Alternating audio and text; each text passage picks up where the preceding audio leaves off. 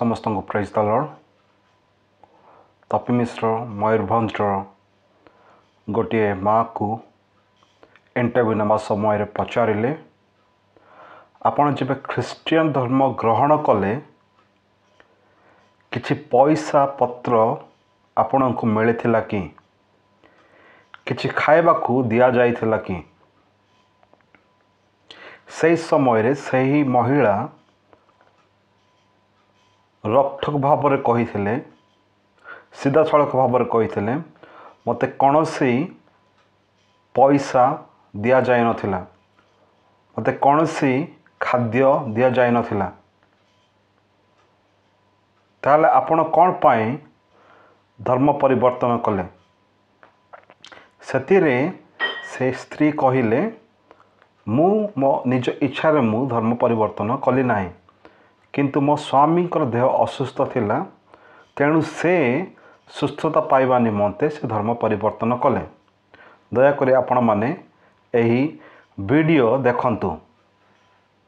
बाहर करबे मो इच्छा तो मो बाहर करबी तापरे सेमते कहला। तापरे मो थाना जाई कि मो सेठी थाना वाला को कहले बाबू को मो क्रिश्चियन रे रहिबी नहीं, मो आगरो तो हिंदू रे थिला, हिंदू रे नहीं मो रहिबी सेमते कहले। हो ता सर इच्छा औ तमरे एबे कोन तोर मंडटा बुझी देइछु। आपन को जतले क्रिश्चियन धर्म ग्रहण कले किछि पैसा पत्र मिलिथिला ना, किछि खाइबा को भी नहीं। कोन पई ताले धर्म चेंज कले? आपन को स्वामी ठीक हे जिवो सही लोभरे आपन क्रिश्चियन धर्म को जाइथिले सेया तो? हां ना, मु सेटा सेते बेले मोर सही लोगरे नथिला, मोर स्वामी सही लोगरे थिला। अच्छा, मु तप मिश्र को कहवा पाई चाहे एही महिला जनक जदिओ से जने हिंदू महिला थिले, से निजे तांको मुखरे स्वीकार कले जे कौन सी पास्टर ताहांको खाद्य दे नथिले किंबा कौन सी पैसा दे नथिले, किंतु ताहार स्वामी तार निज इच्छा रे स्व इच्छा रे तार धर्म को से परिवर्तन करथिले जेपरि से सुस्थता पाइबे। या द्वारा मु जानी पारो अछि जे जेतेबेले से ता धर्म रे थिले अर्थात हिंदू धर्म रे थिले से सुस्थता पाई पारु नथिले, तेणु से चिंता कले मु जदि धर्म परिवर्तन करिबी ताहाले मु सुस्थता पाइबी। तेणु से ख्रिस्टियन धर्म को से ग्रहण कले, किंतु ख्रिस्टियन धर्म को ग्रहण करिबा द्वारा कौनसी व्यक्ति सुस्थता पाए नहीं, कौनसी व्यक्ति ख्रिस्टियन हुए नहीं। एंड आपण गोटे प्रश्न पचारे मु ख्रिस्टियन केमिति हेबी? जदि आपण ख्रिस्टियन हेबा पई चाहंती ताले जीशु ख्रीष्ट ठारे विश्वास करिबार अछि।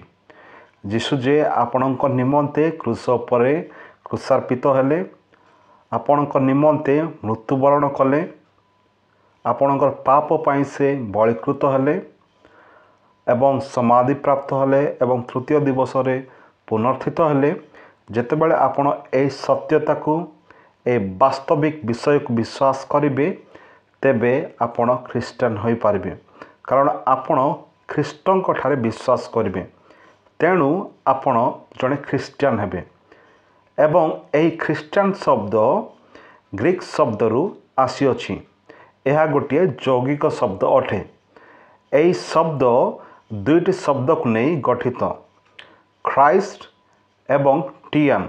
ख्राइस्ट कहले अभिषिक्त व्यक्ति, टियान कहले छोटिया अर्थात छोटिया अभिषिक्त व्यक्ति।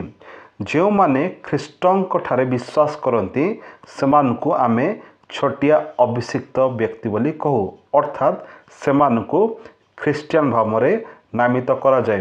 एवं सर्वप्रथम रे एंटियोक रे जीशुंकर शिष्य मानकु ख्रिस्टियन भाव में नामित करा जाइथिला, कारण सेमाने जीशु ख्रीष्टଙ୍କର शिक्षा को सेमानक दैनंदिन जीवन रे पालन करुथिले, जीशुंक परि आचरण करुथिले एवं जीशुंकर स्वभाव, जीशुंकर प्रेम, जीशुंकर सहिष्णुता एवं जीशुंकर समस्त आचरण को सेमानकर जीवन द्वारा सेमाने अन्य लोक मानक सम्मुख रे प्रकाश करुथिले। तेणु विजाति लोक माने सेमानकु ख्रिस्टियन बोली नामित करथिले सर्वप्रथमे। किंतु कौन व्यक्ति